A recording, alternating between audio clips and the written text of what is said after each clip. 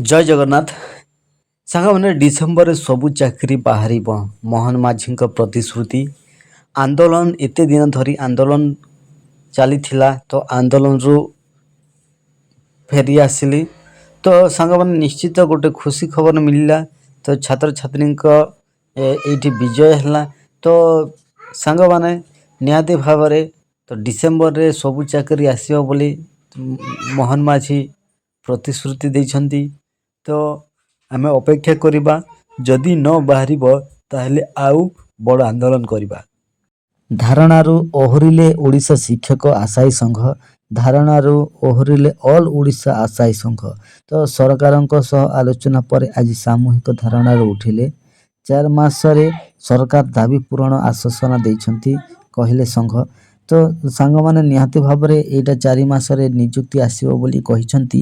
ତ ନିହାତି ଭାବରେ ଆମେ